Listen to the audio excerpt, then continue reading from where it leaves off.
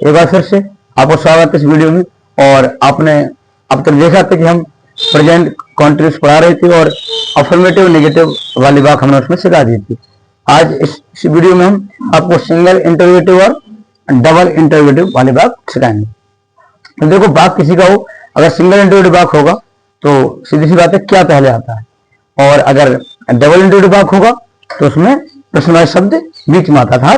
क्या, क्यों, कहां, कैसे, ये सब बीच में दिए होंगे। और अगर सिंगल इंटरोगेटिव होगा तो उसमें आपको जो क्या है वो पहले दिया होगा। इस सीधी सी पहचान होगी। तो बनाते हैं। तो रूल आप देख लीजिए, तो एच भी पहले आ जाएगी, प्लस सब्जेक्ट आएगा, प्लस नॉट ए नेवर आएगा, प्लस एम बी आएगी, plus object, plus O W other word. इसके बाद इसमें क्वेश्चन वर्ड, क्वेश्चन वर्ड की अंग्रेजी आएगी, उसके बाद एच बी आएगा, सब्जेक्ट आएगा, नॉट ए नेवर आएगा, एम बी आएगी, ऑब्जेक्ट आएगा और ओ डब्ल्यू आएगा। अर्थात ओ डब्ल्यू मतलब अदर वर्ड, अन्य शब्द। अब ये मैंने आपको सूत्र लिख दिया ना, अब इसके ऊपर टेंस देखते हैं। देखिए, पहला क्या, चपरासी,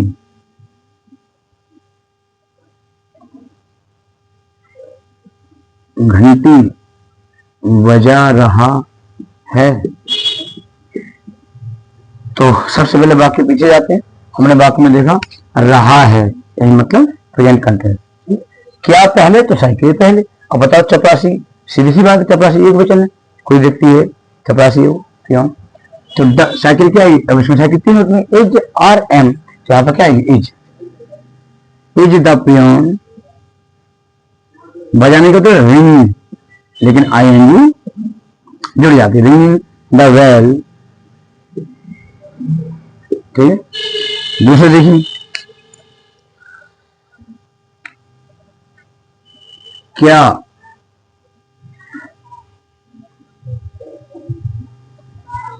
दुकानदार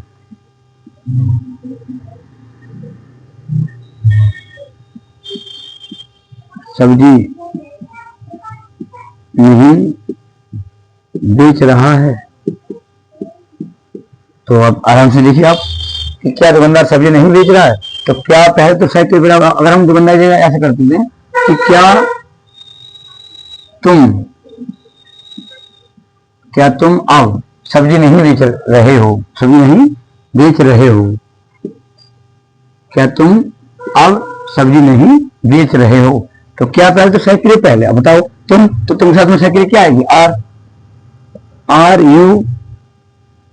देखो ऐसी लग गई, सब्जेक्ट लग गया, नॉट नेवर है नॉट ना दो, एम भी बेचना, इसको हटा के ना जोड़ दो, बेचना। अगर किसी वाक्य की पहचान को हटाकर उसे ना जोड़ दिया जाता है तो वो हमारी एम भी बन जाती है, मतलब मुख्य क्रिया बन जाती है। तो बेचने के लिए सेल, सेलिंग। क्या बेच रहा है? वेजिटेबल।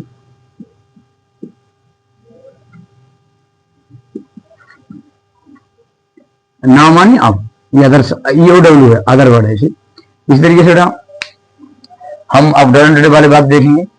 तो पहला, आप एक बात बहुत ध्यान से लें कि जब तक पहली वीडियो आप नहीं देखोगे और उस वीडियो के रूल याद नहीं करोगे तो आपको फिर टेंशन में नहीं आएंगे। और मैं बहुत ही कम शब्दों में और कम रूल्स दिखाते हुए केवल जरूरी सूत्र और जो कंटेंट जरूरी होता है वही प्रोवाइड करा रहा हूँ, जिससे कि कोचिंग पढ़ने वाले या ना पढ़ने वाले सभी का भला हो। और आप सभी लोग मेरे इस वीडियो को देखकर अपनी प्रिपरेशन एक तरफ से टेंशन कर सकते हैं। आपको कोचिंग किसी कारणवश नहीं पढ़ पा रहे हो, कोई जरूरत नहीं कोचिंग पढ़ने की। आप केवल वीडियो को बार बार देखिए और एक्सरसाइज कीजिए। सेंटेंस की एक कोई बुक ले लें या फिर एक इंग्लिश स्टाइल आती है 9th हाई स्कूल, 10th के लिए, 11th के लिए, 12th के लिए, वो ले लें, उसे कल हल करते रहें, आपको आराम से आए। और दूसरी बात, मीनिंग याद कर, मीनिंग जो बच्चा याद करते रहेगा उसको टेंस बनाने में कोई दिक्कत नहीं है। जितने जरूरी रूल्स होते हैं उतनी जरूरी मीनिंग ही होती है। तो देखिए, अध्यापक तुम्हें क्यों पीट रहे हैं? अध्यापक तुम्हें क्यों पीट रहे हैं? या फिर ऐसे लिख लो, अध्यापक तुम्हें क्या पढ़ा रहे हैं? और एक बात जरूर सीखना सभी स्टूडेंट्स कि कभी भी कोई चीज रटना नहीं चाहिए। हमारे जैसे मैं टेंस पढ़ा हूँ तो मैं जो at this point at this time in my mind comes then I write at this time. Anybody sentence is not in my mind, but that time I write anybody lines, anybody sentence I remember at this time।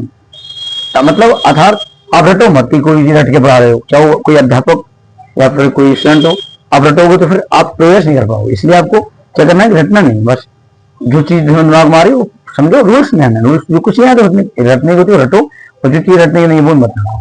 ये अध्यापकों के लिए भी लाभदायक है कि एक जैसे कंटेंट ना दे बच्चों को, जैसे कि बच्चे थोड़ा वो भी जाए या उसको पसंद नहीं जाए। चलिए, अध्यापक तुम्हें क्या पढ़ा रहे हैं? क्या तो देखो, प्रश्न शब्द बीच में, सीधी सी बात है, प्रश्न शब्द बीच में आ रहा है, उसके अंदर सबसे पहले लगा देंगे। लगाइए तो क्या, व्हाट। अच्छा, एच भी, अब अध्यापक है तो एक वचन होगा, लड़की या लड़का जो भी है, अब ये लगा दो, व्हाट एक। अब देखो सब्जेक्ट अध्यापक, टीचर, नॉट है इसमें छोड़ो, एम भी पढ़ाना, इसको हटाकर ना जोड़ के मैंने भी सिखाया कि मुख्य क्रिया को हटाकर ना जोड़ने पर हमें क्या प्राप्त होता है, हमें उसकी एम भी प्राप्त होती है, मतलब पहचान को हटा दे, सॉरी पहचान को हटाकर ना जोड़ने पर मुख्य क्रिया प्राप्त होती है। तो पढ़ाने के तो टीच, और रहा वाले वाक्य में आंखें बंद करके आईएनजी लगा देते हैं, टीचिंग। तो what is teacher teaching you, था कि व्हाट माने क्या, इज माने है, टीचर माने अध्यापक, टीचर माने पढ़ा रहे, इज माने तुम्हें। अगर देखिए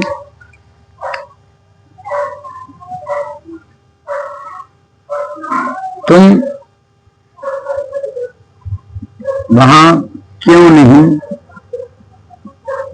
रह रहे हो, तुम वहां क्यों नहीं रह रहे हो। तो देखिए प्रश्नवाचक शब्द फिर से बीच में आ गया, तो क्यों की स्पेलिंग लगा दी है।